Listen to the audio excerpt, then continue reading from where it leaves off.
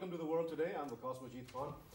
We're still talking about Mr. Trump's announcement as the commander-in-chief of the American forces. We want to talk about Pakistan's preparations to deal with Mr. Trump's policy for the South Asian region. That is going to be our topic of discussion. I'd like to introduce my guests in the studio. Joining me today, we have General Raza Mohammad Khan Saab. Along with him, we have Javeed Rana Saab. He's an international journalist. Thank you very much, gentlemen, for being here. General Saab, I'd like to start with you. The Prime Minister is also at the moment chairing a high-level meeting with the top military brass to devise a reply to Mr. Trump's accusations. In your opinion, what do you think that reply might entail? Okay, Bismillah ar-Rahman ar-Rahim. Before I answer this very relevant question, I'd like to say that while every Pakistani should condemn, what Mr. Trump said about Pakistan, and every Pakistani should be concerned about what he said. And probably, that's the kind of message which may probably come out of this meeting. Simultaneously, I would say, we should not be overly concerned. We should not be afraid of what has been said. Because there's nothing new in it. There are a few new things, but even if we take them, stretch them, to the worst case scenario, we have been through that. I mean, there was a time when Pakistan was the most sanctioned country of the world, military, economic, political, you name it. And we sailed through that, because, as a nation, we are a very resilient people. We are, a nation of 220 million people who have weathered many storms like that. I think the people of Pakistan and the people of the United States must understand, and understand it very clearly, that we are aware of what is happening in Afghanistan. We are aware, who are putting these words in Mr. Trump's ears. We also know that if NATO, ISAF, the United States, for the last 17 years, with at one time 150,000 troops and having spent $1 trillion, could not defeat, a force of less than maybe 20 to 30,000 people, lightly armed, I think they pose no danger whatsoever to Pakistan. And therefore, I think they should have confidence in their political-military leadership, that they would arrive at a very befitting, realistic response to what Mr. Trump has stated. So briefly, that is my answer to what you have said. Javed sir, what's your opinion? I think Pakistan's response is going to be somewhat diplomatic. They have been exercising caution, and I think they are going to again to be more cautious in its approach towards the USA. Though I personally believe that this is the high time that Pakistan needs to be in a little more defiant mode, because enough is enough. This do more mantra. I mean, they are basically exaggerating the facts on the ground. The role of Afghan Taliban, their presence on the border region. I mean, partly it is true because you cannot stop the movement of militants on the border region, which is a zigzag, porous. But if you say that they are giving an impression that as if this is the sole factor because of which the Americans are losing their war in Afghanistan, I think that is a terribly bad approach that the Americans have come up with. I think that does suit them. Suit them in the sense that they have somebody as a punching bag. You are responsible for our defeat. And then it is quite understandable for the government in Kabul that they can put the entire blame onto Pakistan for the mess that they themselves have created. The writ of the government is largely restricted to Kabul, some highways, and symbolic presence in major urban centers. And the rest of the country is in control of Afghan Taliban. They have their own judicial system, and they have their own executive branch. There is an entire hierarchy with which they have been operating. And very interesting part is that now, I mean, at one point of time, Pakistan had a lot of influence on Afghan Taliban, but now the situation has changed altogether. The reason being is it is the factor of Daesh in Afghanistan. Russians have been supporting Afghan Taliban because they are left with no option but to support them because they believe that the Daesh is byproduct of Americans and they are trying to encircle Russia. And similarly, particularly Iran actually has been sheltering Afghan Talibans. The entire leadership of Al-Qaeda, we know it. And you might recall just an year and a half ago, the head of Afghan Taliban was killed in a drone attack while entering from Iran to Pakistan.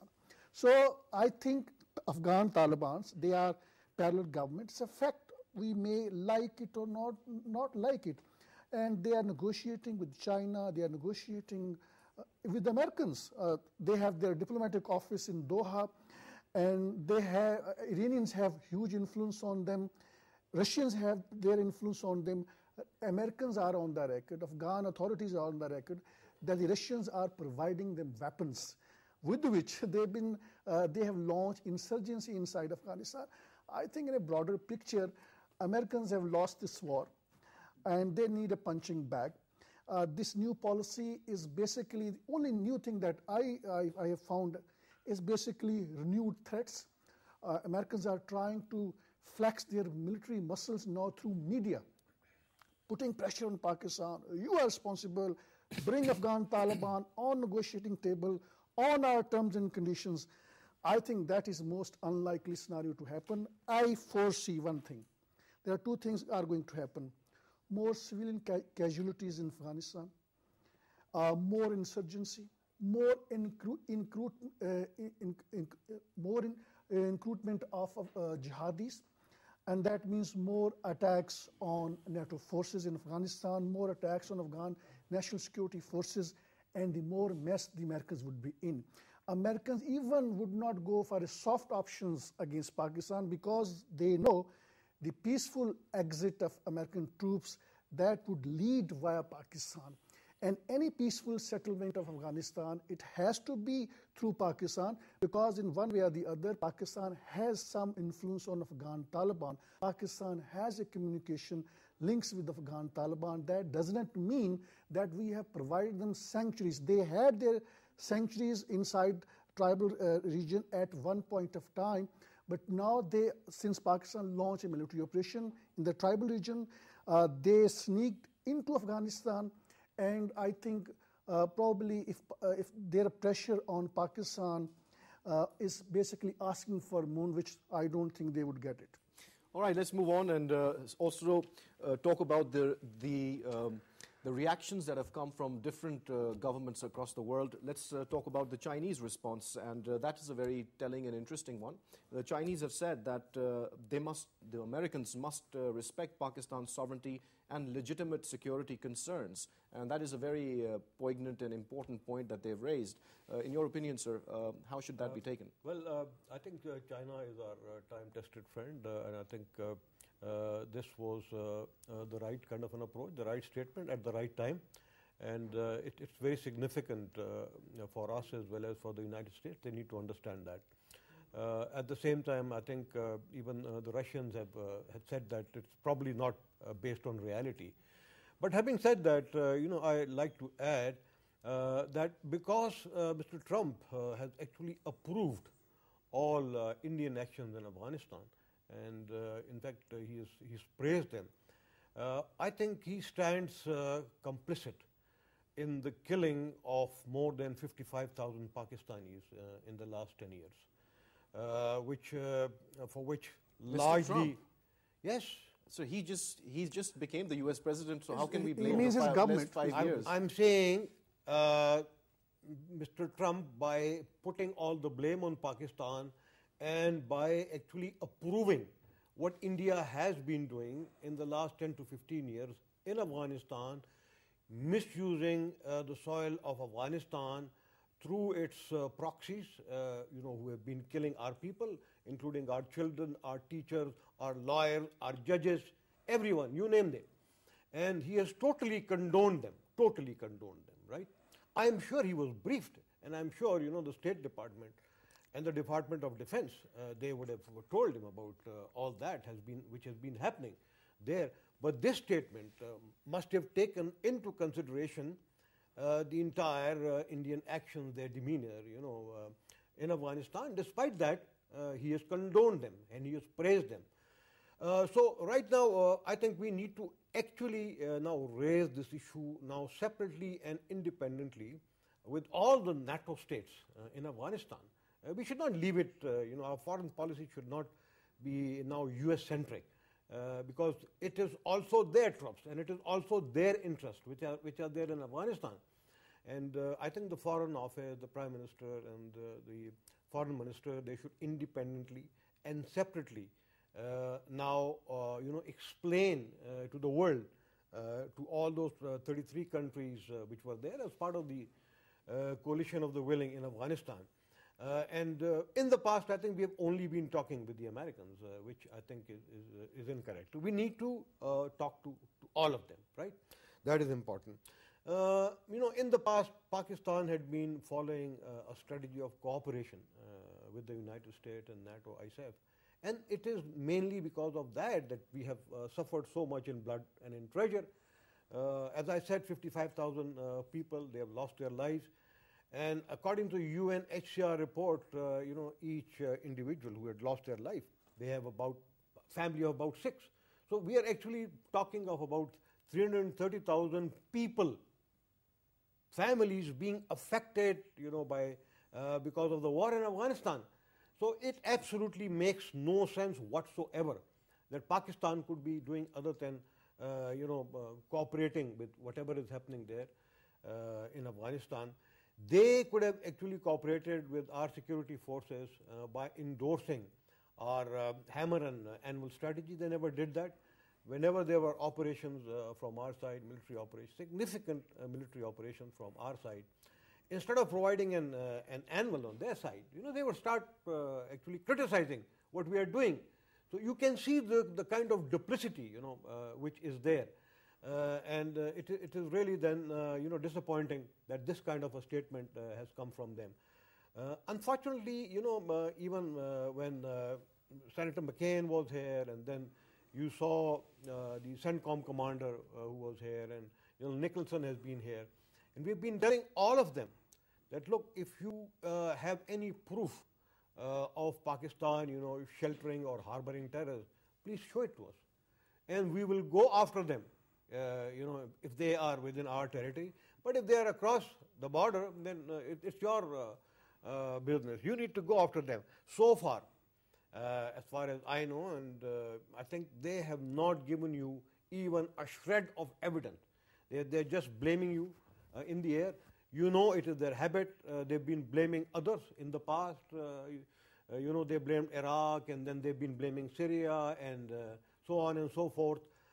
So this is the kind of thing that probably the CIA or other intelligence agencies in Afghanistan or around, they are being misinformed by RAW and by the NDS and by others. They are not doing their job, let me tell you, and therefore they are misinforming the President of the United States. And it is because of that if there is any confrontation between the United States and Pakistan, I think only the terrorists will benefit from that kind of confrontation. And now, as Mr. Trump has, removed the timeline of this war in Afghanistan, again, we have to be prepared for that. He still has to, I think, prepare the people of the United States about that. Most from whom actually wanted to finish this war as early as possible. And that is what Mr. Trump had originally said. That was one of his campaign promises. Yes. Javed Saab, in your opinion, how do you think the statement by the Chinese has been received in Washington? I think that is a very significant statement, particularly that we have read today. And the senior high-ranking officials, he spoke with the U.S. Secretary of State. And then two points have been raised about the security concerns of Pakistan and about the sovereignty of Pakistan. I think that is, I cannot recall there was a better statement than the one that we have seen now, which is a warning to the Americans that you don't need to breach the security of Pakistan in terms of any military action on so-called hideouts of the militants. And then there is a question of the security, and that means I think that was a reference to the Indian involvement in terrorism in Pakistan, because India has particularly done worst thing. I don't recall that before 9/11 we had a insurgency in southwest of Pakistan, in the Balochistan. This entire insurgency, separatist insurgency, it was engineered, sponsored by the Indians. And that is the gift that Americans have given us through Indian. I think that is a clear message to the Americans that this time around we are going to be in a more aggressive manner with Pakistan, because Pakistan's and Chinese strategic interests in the region, they coincide, and there is a sense of convergence now between both countries. Chinese have now border issue. It's growing with India, and China doesn't want the Indian presence in Afghanistan. It doesn't assert itself in a manner that Pakistan has been asserting, because Pakistan unfortunately has been on the receiving end on how this terrorism is being imposed from the other side of the border. I think Americans would listen to China. It was basically, this entire new policy is basically, it is a gamble, unwinnable gamble. There are new tricks, new tactics. Rest of the contents of the policy are the same. And they will try, there is a very important point that President Trump raised, that this time around we are not going to get into the project of democracy, but we are going to get rid of militants. There are two interpretations. One is that they are least bothered about on whether or not there is going to be democracy in Afghanistan, something Afghan Talibans have been opposing. And they will basically try to hunt down militants through firepower, which is obviously going to cause collateral damages. That means more recruitments, that means more public resentment, not only in Afghanistan, but in the entire region. And when they would fail, they would end up negotiating with Afghan Taliban on their terms and conditions. And in the process, they would not care about the seeds of the so-called democracy in Afghanistan, and they would not care about Ashraf Ghani and Abdullah.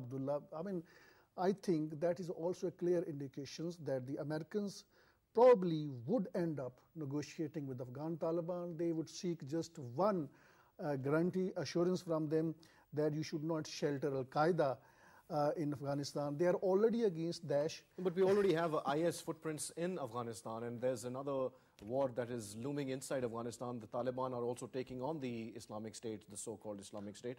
So that is obviously a concern. That is where there is a convergence of interest of Iran and Russia. That is why they are providing them weapons. That is why particularly Iran is providing them shelter. And that is where, at the end of the day, I think President Donald Trump's policy is, I think he is also going to have a second thought. And in order to get rid of other militant groups, basically Daesh is an offshoot of Al-Qaeda.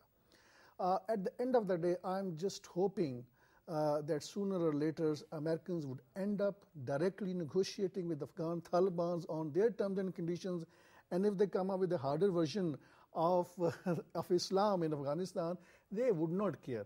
And I think Americans had a chance, an opportunity for a graceful exit from Afghanistan. Pakistan could have facilitated a negotiated settlement. They have not opted for it. Now, there is a possibility that the Americans' fate in Afghanistan may not be very different to what former Soviet Union had suffered. So let's see what goes on, but things don't bode well for Americans in this region. Well, I also want to bring up the statement that came up from the Chief of Army Staff, General Saab. He said that we're not looking for any material or financial assistance from the US, but rather trust, understanding, and an acknowledgement of our contributions. Now, that is a very sane, well-worded statement coming from the Chief of Army Staff, and also an eye-opener for the US policymakers. And do you think that they will understand what the Chief of Army Staff means when he says that all we need is trust, understanding, and acknowledgement? Although we have seen acknowledgement come in various bits and phases, but the trust and understanding seems to be completely lacking on the American side. Yes, I think that was an appropriate statement, because Mr. Trump made a mention of, doling out billions of dollars to Pakistan, which is, I think, not a fact. Yes, in the last 15 years, probably, Pakistan has been paid for the logistic services rendered. In terms of, the use of our road infrastructure, our bridges, our ports, our, airline of communications, probably about $14 billion or so. But look at, our losses. They are over $64 billion. And we still, 100 billion. Yes, we still owe them, money. They must pay that money. And if they don't pay that money, I think Pakistan has all the right to renegotiate the terms and conditions of the transit of NATO weapons and equipment through Pakistan. In that case, then they'll be stopped at Karachi. I think they'll have to pay all the levies, all their weapons, equipment, cargo. They'll have to be checked 100%, which will actually entail a lot of delays. And probably the bill which they may have to pay then would probably be twice as much as what we have been paying them. Having said that, in July, when Trump was asked about the new policy in Afghanistan, he said, first of all, he'd like to know the reasons of their embroilment, in the United States. And this policy totally lacks any reasons of that. Okay, and I'll have a couple of reasons very quickly. I'd like to inform your audience. Please, sir, go ahead. First is a very vague end state of the war. Okay, that has been recognized by them. They don't know, what is their end state. Okay, and sometimes it is being said that they want to now exploit, the mineral resources of Pakistan. Afghanistan. of Afghanistan. So that is one of the very strange end state. Then is lack of a viable political strategy there. The political strategy is really not the dominant strategy. The military strategy is the dominant strategy. And in the words of Mr. McCain, the military strategy can be summed up in 2 or 3 words, and that is don't lose. That is the military strategy. That's it. Then there is very little public support right now, to what they are doing. There was some public support, in fact, quite a bit of public support initially when they came and they liberated Afghanistan from the clutches of Taliban, yes, at that time. And then they were perceived as liberators. Not now, because the conditions which prevail now are much worse than what they were, during the Taliban time. During the Taliban. And therefore, they've lost all public support. By now withdrawing, even the nation-building activities, the reconstruction activities, which used to be close to about $100 billion per year. I think they will lose that battle of hearts and minds even more. There also, Mr. Trump has invited India to invest. India, okay. Then, refusal of the Afghan government to recognize the Pakistan-Afghanistan border. Although the United States, NATO, ISAF, they recognize Pakistani borders with the United States as sacrosanct, but they have not been able to convince the Afghans to do so and to jointly monitor that border, manage and monitor that border with Pakistan. Then the low morale of the Afghan National Security and Defense Forces because of very heavy casualties that they've made. Then, the disunity government, I call it the disunity government, the political polarization between the various factions, there is total paralysis there. These are donor fatigue again. These are some of the major reasons which they should have addressed, but they didn't do that. And they took the easier way and just blamed, Pakistan for all their failures in Afghanistan, which is really unfortunate. Absolutely, sir. But moving on, one of the few statements that have been quite promising coming from the United States, and that is a statement from the Secretary of State, Rex Tillerson. He reminded India, rather, of the need to take some steps of rapprochement or improving ties with Pakistan. So that has also come along with as an aside to the entire narrative about the new policy for the region. So, Javeed Saab, do you think that the Indians are going to take this advice by Mr. Tillerson to mend fences with Pakistan for better peace in the region?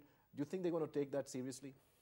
What sort of an Indian response are we expecting from that? Obviously, Indian also knows that this statement is just meant for the sort of lip service, and they know it's not going to happen. Pakistan even went to the extent of, during General Musharraf's period, went to the extent of dropping UN security resolutions and offered them that let's negotiate. And they did not come up to the negotiating table in a manner that there could have been a viable, acceptable, mutually acceptable solution of this issue of Kashmir. Now, Kashmir is obviously still in Afghanistan. The military muscles that are being played out by the different regional powers, Kashmir is still there. We need to see that. Because Indians are there in Afghanistan because they have a Kashmir dispute with Pakistan. They want to engage Pakistan on its southern borders, on its northern borders, on its western borders, because they want to divert its attention from the dispute of Jammu and Kashmir and want to bring Pakistan to a position where they think they can settle this issue, keep your Kashmir with you and let our Kashmir stay with us. That has been their approach, and whenever there are negotiations on Kashmir dispute, that is their ultimate objective. Now, in this entire gimmick that India has come up with over the period of time, and what we have heard from the President Donald Trump, basically that's all Indians have been saying. It is this narrative, which Pakistan calls it as a false narrative, that is a pure Indian narrative. Before that, they sanctions the jihadi groups who've been operating inside the Indian Kashmir, and they are indigenous jihadi groups. They don't belong to Pakistan. And then the second point is what Indians have been saying on Afghanistan, the kind of the solution they wanted, that is what the President Donald Trump has come up with. That is in contrast with the ground military reality inside Afghanistan. And I think, frankly speaking, no country compromise on its strategic interest. And I foresee that Pakistan would not cross a red line. That means that they would not cross to the Afghan borders to hunt down Afghan militants. That's not going to happen. Pakistan has interest to kill those terrorists who've been killing Pakistani civilians and the security forces, but they would not go after Afghan Taliban inside Afghanistan. Afghan Taliban have their huge presence on the eastern and the southern belt of Afghanistan, and also now on the southern and the northern belt, because Russians have opened their heart for Afghan Taliban. They've been negotiating with them.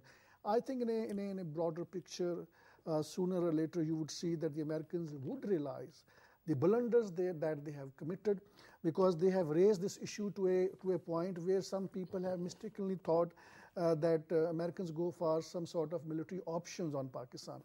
And you might recall there were drone attacks, frequent drone attacks, not long ago on Pakistan, and most of these drone attacks happened with the very informal, discreet information that Pakistan intelligence agencies have been providing them about the hideouts of the militants in the tribal region.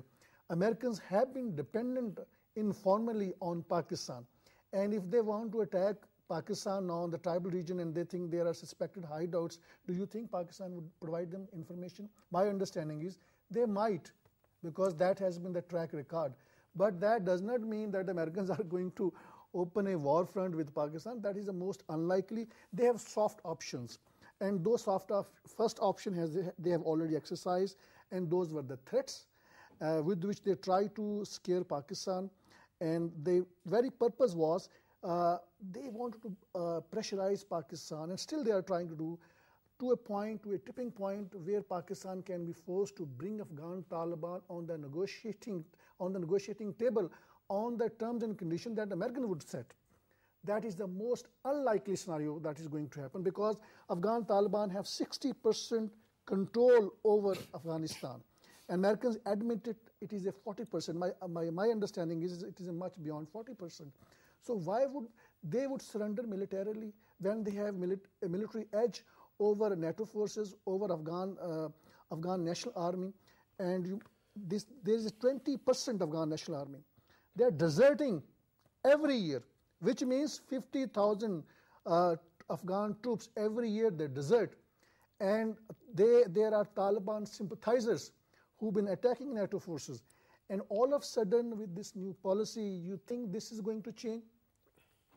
That is next to impossible. Since we're also discussing the Indian involvement in Afghanistan, another interesting thing that I was reading was the United States have cut aid to Egypt by $300 million or so on human rights concerns. Then the question is that why do they not condemn India for the human rights abuses that they have been committing in Kashmir for over 70 years? Why is it that when it comes to the Kashmiris in India, there is a complete silence and apathy on the great human rights concerns and the champions of human rights that the Americans like to present themselves as? We have nothing there, sir. Yes, that's the dilemma, and that the double standard, the duplicity, that they're not talking about, the human rights violations of close to about 12 million. And this is when Egypt and Americans are allies. I mean, they have a very wonderful relationship. Mr. Trump was, President Obama was the president at the time when Mr. Sisi took power, overthrowing an elected government. Yes. A democratic setup was toppled by a military dictator in Egypt, which was praised by the Americans. So what are we seeing here? In the Middle East, I think the national security and the interest of Israel, they reign supreme. And all the US policies are actually based on that. Here, again, the national security interest of India are much closer to them because they want to use or misuse India against Pakistan and against China and against everyone else. So that's the reason. Having said that, we made a mention of what the Americans can do or will do. They in the past have actually escalated the drone warfare, and probably that is an option which they might do. They've been previously doing that in our border tribal areas, yes. But they might do it in the settled areas because they have openly declared that they will go after the terrorists wherever they may be. The question that comes to mind is that if the Taliban are in control of, let's say, 40 to 50% of Afghanistan, why do they need sanctuaries inside Pakistan? They will have their sanctuaries there, which in areas which is under the control. So, it just doesn't make any sense to anyone, really. Then the next issue that you made a mention of in the past was about the ethnic composition of the Afghan National Security Forces. It's totally lopsided. And while the Pashtuns, they form 50% of the population of Afghanistan, they've been ruling Afghanistan for the last 300 years. Right now, they don't have the representation in accordance with their population in Afghanistan, and more so in the armed forces of Afghanistan. That is a major reason why they are failing. If you look at the ethnic composition and if you look at the command structure, and I'm not saying this, there are RAND reports on this, then, mid-level leadership of the Afghan National Security Forces, they don't have any Pashtuns because they say they don't trust them. Ironically, they believe that all Pashtuns are Taliban, whereas the Taliban, the Pashtuns are about 15 million total population, out of which 3 to 4 million are here. The rest are in Afghanistan in a pathetic condition. Their representation in the government and the armed forces is less than even 10%. That's the major reason. The percentage of the Taliban out of the total Pashtun population is less than 0.004%. Okay, that's based on a number of studies, that have been carried out by me personally at the NDU and at other places. So you're looking at, let's say, 30 to 40,000 Taliban. Okay, so it's not the question of starting a dialogue with the Taliban. It's the question of starting a dialogue with the Pashtuns, who have been disempowered, who have been disenfranchised. They are the people who need to be brought back to the government, because they form the majority of the population. And unless they do that, peace is never going to return to Afghanistan. Now, what can be done? That's the key question which they've said that, this is a very nebulous strategy. And I think the best strategy now, under the circumstances, would be that we can look back and bank upon what happened to the Soviets, They first of all selected an international negotiator, okay, and he should be actually of a stature that he can negotiate with all the warring factions. Thereafter, I think this negotiator should be backed up by NATO, ISAF, by the OIC, by the United Nations. You should have the backing of that. Then, there should be some kind of an interim government who should look at the Afghan constitution, which is at present not acceptable to most of the warring factions. So they have to have a relook at that constitution. After that, probably, they could have elections, which can be supervised by international observers. And while I am on the observer, I can even suggest that they should not hesitate in appointing, even international observers on Pak-Afghan borders, like, UN observers which are there at Pak-India borders, so that they can tell them, who are actually sheltering and harboring terrorists. It is actually the other side. It is the Afghans where terrorists are there, and they'll be able to tell them exactly who are doing that. Eventually, I think the present regime in Afghanistan will have to go, they will have to change, and a much more representative government will have to come. And before the final withdrawal of NATO, ISAF, I think at least a 50,000 strong UN peace enforcing and peacekeeping contingents will have to arrive to keep the new government stabilized for at least 2 to 3 years. And that will be the time that the NATO and ISAF can withdraw. And in that way, one of the main causes belli of the warring factions of the presence of foreign forces in Afghanistan would have been removed. And once the main cause of the fighting is removed, I think peace will automatically return to Afghanistan. Sure, sir. We also have a very interesting statement that came from the Saudi Crown Prince. He also praised Pakistan's role in the war on terror. Javeed Saab, in your opinion, how significant is the statement coming from the Saudi Crown Prince, and how do you think it would be received in Washington? I think Pakistan has a strategic relation with Saudi Arabia, with Turkey. As a matter of fact, these are the two countries with whom Pakistan has a genuine diplomatic and defense ties. These are the two countries upon whom you can rely in a difficult situation. I think Saudis have a stake in Afghan peace. In the past, you might recall, over the period of time, whenever there was efforts for reconciliations, Saudi had a role. And Saudi had a role on the clergy in Afghanistan. Saudi had a role on Afghan Taliban.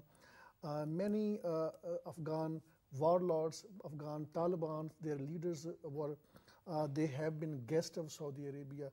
And the fact that the Saudi Arabia is a custodian of two holy Muslim places, that gives them a huge advantage, because every Muslim has to go to there to perform Hajj or Umrah.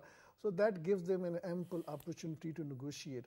So Americans, in fact, in the past have also been using the Saudis officials to go for some sort of negotiations. In the beginning, you might recall, when Mullah Omar was there, they tried to win over him through Saudis, which failed. But even now, Haqqanis, they have their relation with Saudi Arabia. In the past, I think they were there. And therefore, I think in a broader picture, that is, when we talk of Saudi's role, that means that Saudis would be siding with Pakistan in terms of having a peaceful, negotiated settlement of Afghanistan. That is also an indication to the Americans that the Saudis can also play their role. And Saudi's approach on Afghanistan is not going to be very different to what Pakistan has.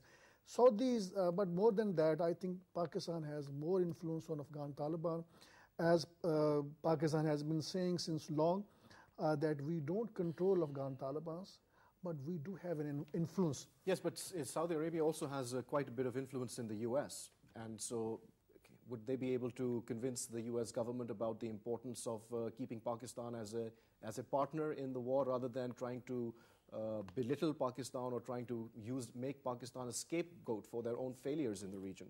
Surely they would do it, but I think Americans, basically the officials who have been dealing with Pakistan, and we have seen many meetings of American officials with the army chief and other other Pakistani officials, I think their language and their approach is not as hard as President Donald Trump has come up with. You have to also have some sort of psychoanalysis of President Donald Trump, because he is in the habit of using bombastic terms, going from one extreme to another extreme. So, and I don't think those words and his jargons and his policy overtures that he tried to flex muscles, military muscles through his media propaganda, that is not going to actually translate into action. And American officials know well that, as a matter of fact, Pakistan's role is significantly important. And if they cause resentment within the ranks and files of Pakistani military bureaucracy, do you think that it might actually be a very smart strategy by Mr. Trump that he has given carte blanche to the generals and has washed his hands off the Afghan question and handed it completely to the generals, and then when the generals do fail, as is going to be the case, then he can always blame them and say, look, I told you we should have pulled out then, but I listened to you, and now we have this situation where you are the ones responsible. So that he might actually be playing a very interesting game on the local... A dangerous game. You might recall, he has been saying since long, during his election campaigns, I don't want to be predictable.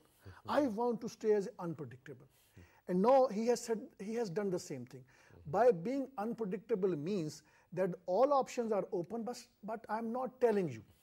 But Americans' options of Afghanistan are quite visible. What options they have been left with. We should not go by the words of President Donald Trump. He's being seen in the USA as a psychopath, and there have been so many psychoanalysis on his personalities, on the choices of his words, on the gestures that he makes.